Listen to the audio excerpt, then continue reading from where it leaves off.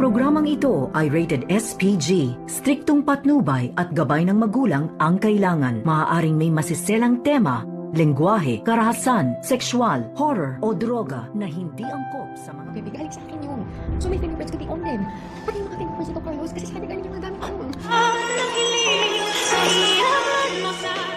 Narito na nga ang ating mga karagdagan na aabangan bukas sa abot kamay na pangarap. Taranta na nga itong si Zoe na hindi niya maintindihan na humihingi nga siya ng tulong sa kanyang ina na si Moira na dapat daw ay gawan ito ng paraan dahil hindi naintindihan ni Moira ang ibig sabihin dito ni Zoe. At dito na nga na inamin ni Zoe na itong medical supplies na nakuha ng mga pulis ay galing nga sa kanya at ginamit ni Zoe iyon upang gamutin nga itong si Don Pepe. At pati nga din itong fingerprint daw ni Doc Carlos ay naroon din dahil galing din kay Doc Carlos ang mga gamot na iyon na ginamit ni Zoe. At dito naman nagalit itong si Moira na kung bakit ngayon lang daw sinabi ni Zoe na ngayon na nasa presento na nga sila. At dito naman naisipan ni Moira na tawagan itong kanyang kakilala ang isang pulis maliban nga kay Balahadja ay dahil may kasabwat pa itong si Moira na noon na patuloy pa rin na humihingi ng pera sa kanya.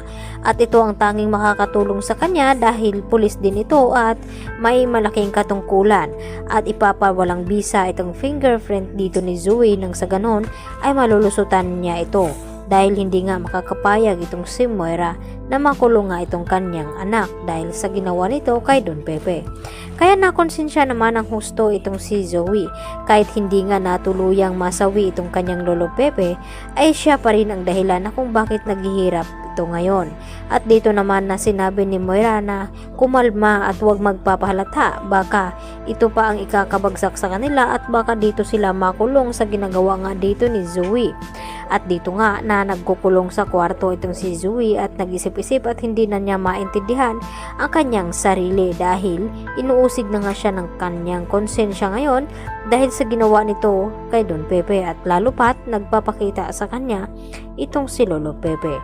Samantala nagtanong-tanong naman itong si Giselle dito kina Annalyn at Doc Lindon na kung paano daw nangyari nag-cardiac arrest itong kanyang ama na si Don Pepe. At dito naman na ipinaliwanag ni Doc Lindon Javier na wala daw sila doon sa kwarto ni Don Pepe nang mangyari itong cardiac arrest. At ang naabutan na lamang nila ay walang iba kundi ito nga si Doc Carlos Benitez.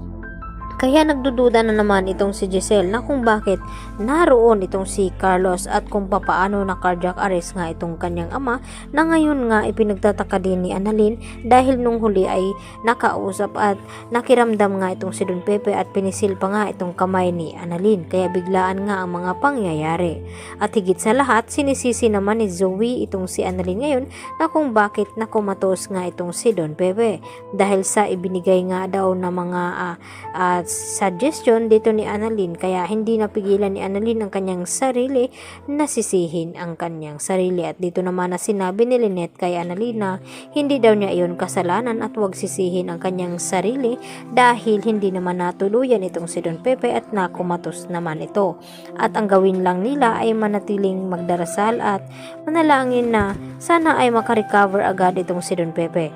At nakahanda na nga ngayon na ilipat ni Giselle at RJ itong si Don Pepe dito sa Apex Hospital nang sa ganun ay mabantayan nga ng mabuti dahil baka daw may gagawin na naman na hindi maganda itong si Moira. At hindi naman sumangayon itong si RJ sa ginawa nga dito ni Giselle na pati itong si Zoe ay pinakuhanan niya ng fingerprint. At dito naman na pinaliwanag ni Giselle na kung bakit nagpapauto pa siya dito kay Zoe na minsan na nga siya nitong tinatraidor. Kaya yan po ang ating pakatutukan bukas dito lamang yan sa abot kamay na pangarap. Yan lang po at maraming salamat.